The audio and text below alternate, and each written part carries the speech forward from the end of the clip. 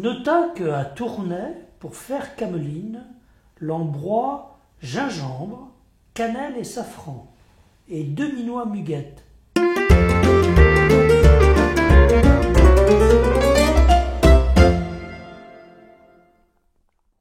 Chers amis, bonjour et soyez les bienvenus dans ma cuisine où avec Bruno Loriot, nous allons vous parler aujourd'hui de la sauce cameline. On parle de cameline d'été, de cameline d'hiver.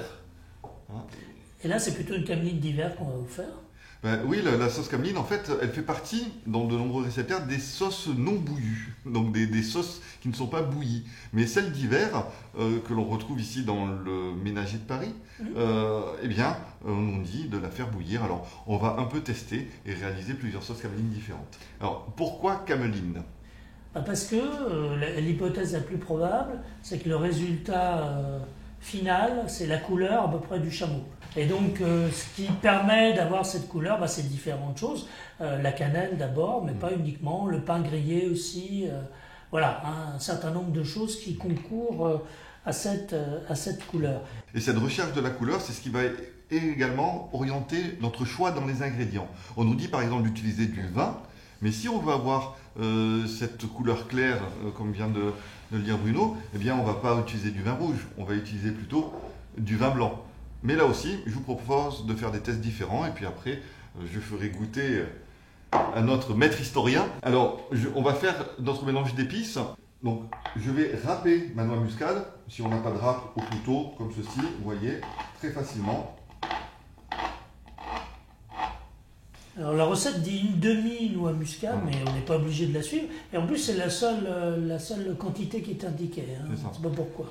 On est toujours dans cette imprécision au niveau des quantités d'épices, et c'est vrai qu'une demi-noix muscade, ça ferait énorme, ou alors il faut compenser avec énormément d'autres épices. C'est ça, c'est ça. Et aussi peut-être beaucoup plus de liquide, beaucoup plus de... Alors là, n'ayant pas de réel dosage, je vous propose de mettre une pincée de noix muscade. Voilà, petit pincée et demi. Ensuite, nous allons rajouter de la cannelle. Alors, bien que l'on ne consomme pas de café au Moyen-Âge, je vais utiliser un ustensile pratique pour les dosages aujourd'hui, à savoir 2 cuillères à café de cannelle. Et là, tu mets plus de cannelle. Je mets beaucoup plus de cannelle et en même proportion du gingembre. Mais le mariage des deux, cannelle et gingembre ensemble, c'est vraiment un mariage particulier et très harmonieux. L'attaque du gingembre se marie avec la suavité de la cannelle. Et on verra le résultat. Et ça fait la spécificité de la cameline française. Par rapport aux autres, effectivement, c'est ce mélange cannelle-gingembre. Il faut voir qu'en France, à l'époque, l'épice la plus consommée, c'est le gingembre. En autre épice, nous avons également du safran. Oui. Et donc là, nous allons broyer le safran. Donc des filaments séchés de safran. Si vous avez des dosettes de safran, eh bien une dosette, ça fait 0,1 g. Ce qui est parfait. Donc on va broyer ce safran.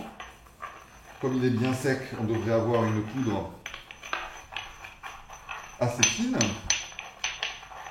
Mais le problème, c'est que dans mon mortier en pierre, eh bien, je ne vais pas récupérer tout le safran. Il va en rester un petit peu incrusté dans la pierre. Les auteurs médiévaux ont déjà été confrontés au même problème, c'est la raison pour laquelle on nous précise souvent de broyer le pain dans le même mortier en dernier pour que la chapelure vienne récupérer toutes les épices qui seraient à l'intérieur du mortier. Donc là, je prends du pain blanc sec.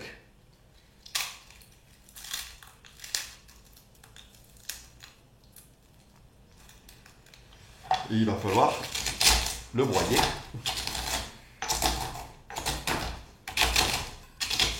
Il va servir à quoi ce pain ? Eh bien, le pain va servir, au même titre que les épices, à venir lier la sauce. C'est principalement d'ailleurs le pain qui va venir lier la sauce. Mais le fait d'utiliser des épices en poudre a de toute façon une incidence sur la liaison. Encore plus si on fait chauffer la sauce. Voilà, donc là j'ai une chapelure qui est bien fine. Ouais. Donc, sauce cameline chauffée. Avec du vin blanc ? Avec du vin blanc. C'est du vin blanc doux ou sec? Oui, c'est un vin blanc doux. En l'occurrence, là, c'est un Loupiac. D'accord. Donc, on a déjà une certaine douceur. Est-ce que la recette du ménager de Paris précise de rajouter du sucre? Oui, absolument. Je confirme. Le vin est déjà naturellement doux. On va mettre On va peut-être pas rajouter de sucre, c'est pas obligatoire, à mon avis. une petite cuillère quand même. D'accord. Donc j'ai mis 2 cuillères d'épices. Je rajoute une cuillère de sucre. C'est du sucre, ça? Ouais, c'est du sucre roux en poudre. D'accord. Je viens bien mélanger le tout et on va faire chauffer la sauce.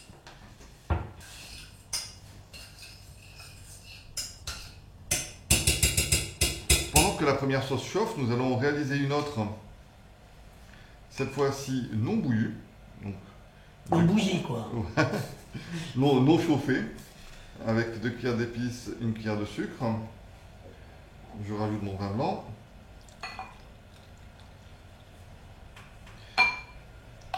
Et là, on va se rendre compte très vite de quelque chose.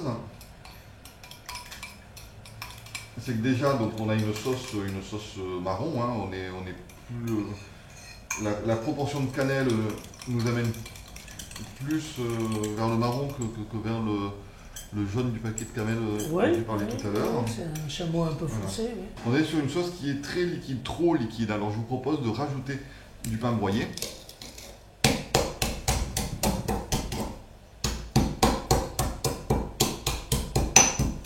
Faut que ça soit bien lié, quoi. Ouais. Là, on a encore le geste auguste du broyeur, au mortier.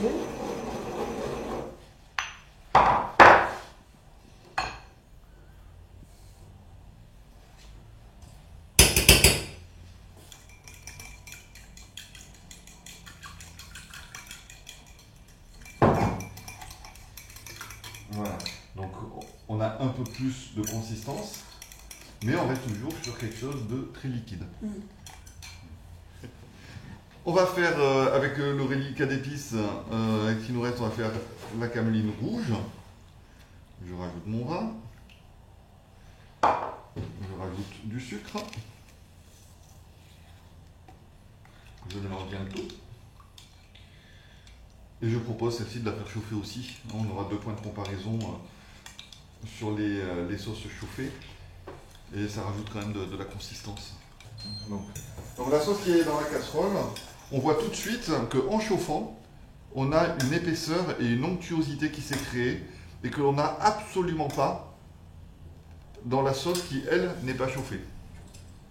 Donc c'est une cameline, ou plutôt 3 camelines parmi d'autres. Il y a beaucoup de recettes de camelines différentes à la fin du Moyen-Âge, différentes selon les lieux, différentes selon les époques. Là, on a une cameline qui a été écrite dans le cadre d'un livre, sans doute composé à Paris à la fin du XIVe siècle, mais qui fait référence à la ville de Tournai, donc en Belgique actuelle. Donc c'est-à-dire une région où en fait on consomme un peu plus de sucre, par exemple, qu'en France. Et donc c'est pour ça aussi que cette cameline Elle est sucrée. Intègre du sucre. Donc ça c'est loin d'être systématique. Les Français préfèrent un goût un peu plus acide, un peu plus pointu, on va dire. C'est vrai que dans cette sauce cameline, il n'y a pas de vinaigre, il n'y a pas de verjus non plus. Exactement, elle fait pas très français, quoi. Hein. Elle fait plus nordique, on peut pas dire belge, hein, mais donc voilà, bourguignon, comme on disait à l'époque, puisque ça faisait partie de la Bourgogne. Alors, la cameline, selon les recettes, pouvait intégrer d'autres épices, par exemple la graine de paradis, donc une épice d'origine africaine, la maniguette, voilà, très piquante, ou également très très piquant, le poivre long par exemple, qui vient d'Inde, lui, pouvait être également intégré à la cameline. La cameline était vendue toute faite, donc c'était un peu, comme on dit, le ketchup du Moyen-Âge. Alors Bruno, je te propose de goûter ces 3 sauces, hein, donc bien différentes. Oui. Cameline rouge bouillie, cameline blanche bouillie et cameline blanche non bouillie. On ne peut pas en mettre de trop, hein, parce que...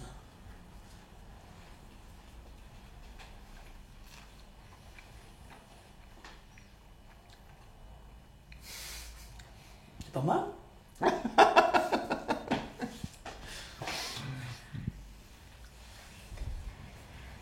Faudrait presque se rincer la bouche, mais comment on se rincerait la bouche? Hein? Avec de l'eau.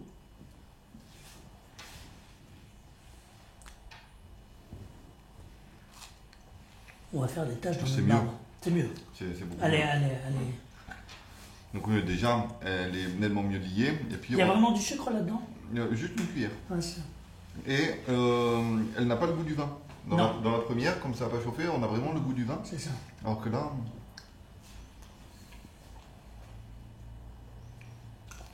Bah, je la trouve moins bien, hein. Je trouve celle-ci la mieux, moi. alors là aussi, on a utilisé un vin rouge qui a un peu de corps. On peut mettre aussi plus de sucre pour adoucir. Ouais, il en faudrait davantage. On n'a pas les dosages. C'est vrai, là j'ai fait 3 recettes. On est plus dans une démarche d'expérimentation aujourd'hui que vraiment dans l'idée de vous livrer une recette. Une fois de plus, hein, comme avec toutes les recettes du Moyen-Âge, chers amis, je vous propose de vous inspirer de ce que l'on a fait, de vous approprier la recette et de faire une sauce cabeline qui vous ressemble. Alors, chers amis, nous espérons que ce tuto recette au cœur du Moyen-Âge eh bien, vous aura intéressé. N'hésitez pas à liker, mettre un pouce bleu, commenter, partager.